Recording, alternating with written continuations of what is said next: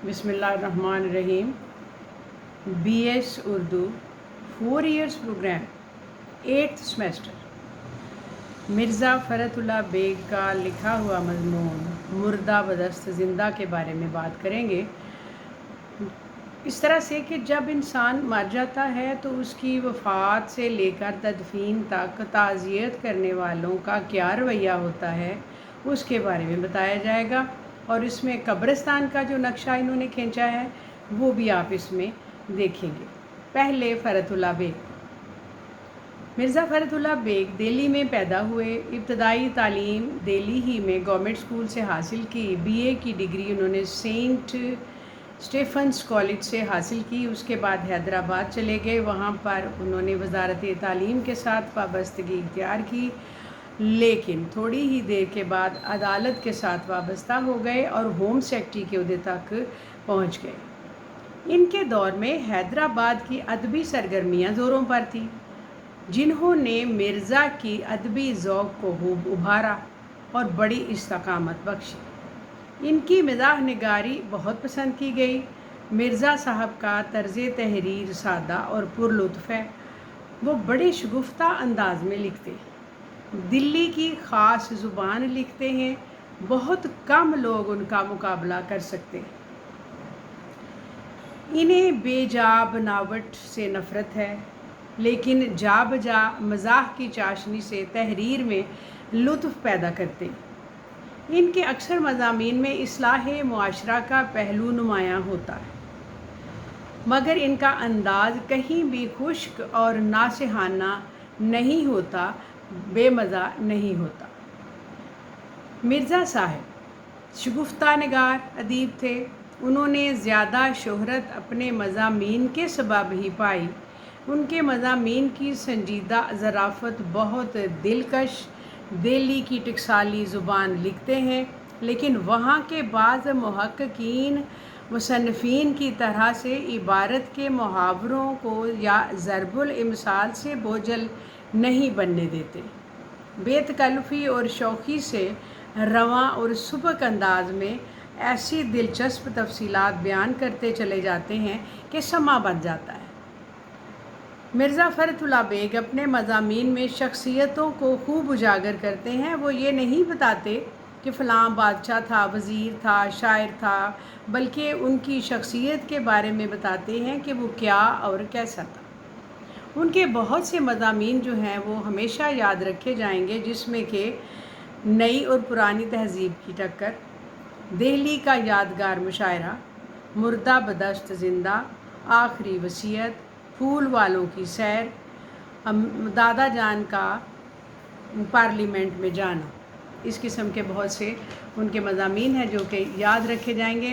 अब हम देखते हैं कि मुर्दा बदस्त ज़िंदा में वो क्या कहते हैं। फ़रतुल्लाह को अफसोस है कि दुनिया से सच्ची मोहब्बत और खलूस रुखसत हो गए हैं। ज़ाहिरदारी और दिखावे का हर जगह दौर दौरा है। हत्ता कि मरने वाले के जनाजे में भी दिखावे के लिए जाते हैं लोग। दिली हमदर्दी और इज़हारे गम का तो सवाल ही पैदा नहीं होता। ज़िंदगी में तो लोग तारीफ़ें करते हुए नहीं थकते, मगर मरने के बाद कोई नाम भी नहीं लेता। इस बात की वजाहत वो इस तरह से करते हैं। एक जनाजे की तदफीन का आंखों देखा हाल वो बयान करते हैं। कहते हैं कि हमारे मकान के सामने किसी साहब का इंतकाल हो गया। बड़े आदमी थे, इसलिए ताज़ियत के लिए बहुत से लोग आए। उमरा, गरीब, पैदल चलने वाले, कारों पर हर किस्म के लोग आए, मगर अंदर जाकर जनाजे के पास बैठने वाले गरीब रिश्तेदार ही थे। उमरा बाहर खड़े हैं और रस्मी सा अफसोस का एक दो जुमला करके अपने मिजाज और मयार के लोगों में टोलियों में खड़े होकर सिगरेटें जलाकर दुनिया भर की खबरों पर तबसरा शुरू कर देते। इस तरह इनका वक्त कट जाता है, थोड़ा बहुत जो होता है। उसके बाद जनाजा बाहर आता है और कब्रिस्तान की तरफ जाने के वक्त भी ये लोग दो ग्रोहों में बट जाते हैं। कुछ तो वो हैं जो जनाजे के साथ साथ जाएंगे, कंधा देंगे, आहिस्ता आहिस्ता जाएंगे, لیکن کچھ ایسے ہیں جو کہ کھسکتے کھسکتے پیچھے ہٹتے ہٹتے اپنی گاڑیوں میں بیٹھنا شروع ہو جائیں گے کہ چلو ہمیں لوگوں نے دیکھ تو لیا، ہماری آمد تو ہو گئی، ہم نے افسوس تو مطلب ریکارڈ تو کروا لیا، افسوس جنازہ کیا، اب چلتے۔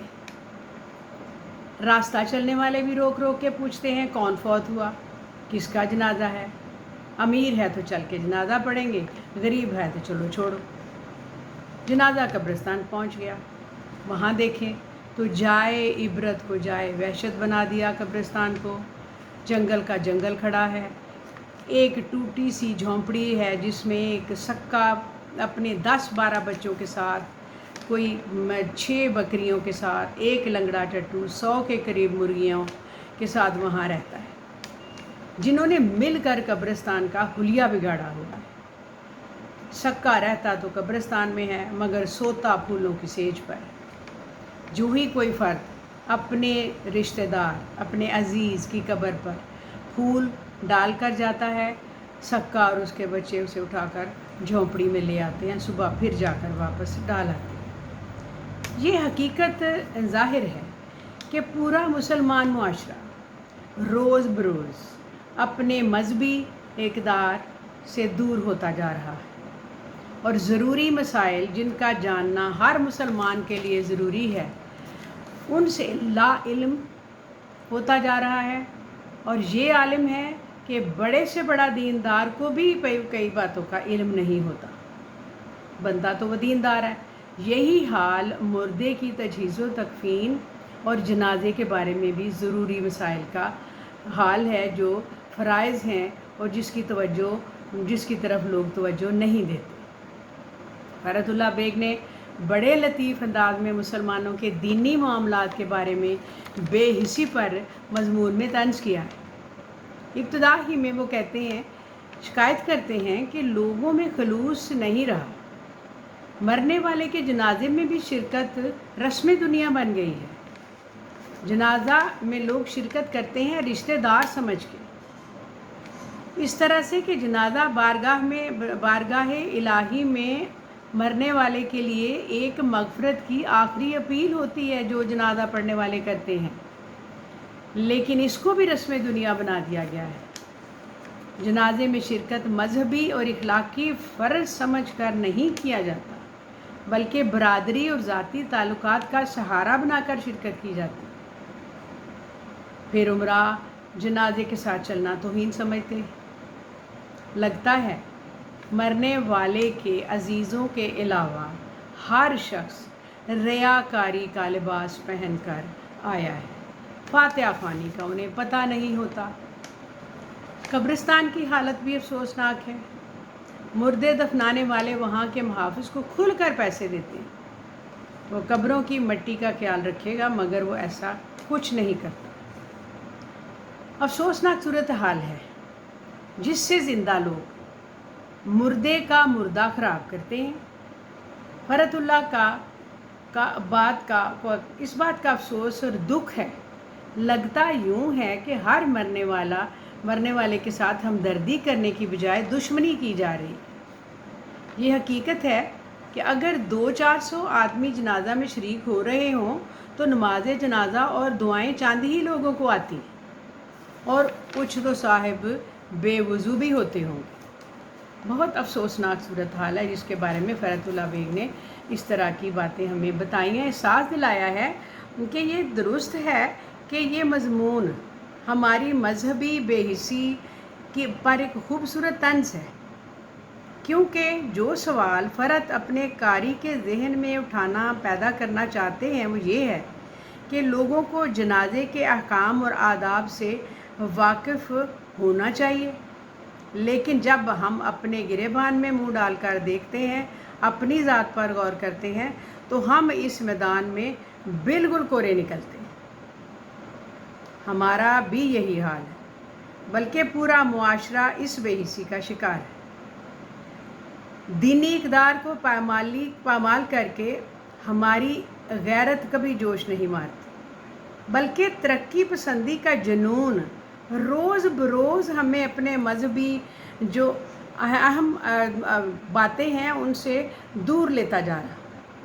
اب یوں محسوس ہوتا ہے کہ آنے والی نسلیں مرنے والے کے جنازے میں شرکت کرنے کی بجائے بے نیاز ہو جائیں گی اور رسماً بھی لوگ جنازے میں شرکت نہیں کریں گے۔ فرحت اللہ کا قوت مشاہدہ بہت تیز ہے۔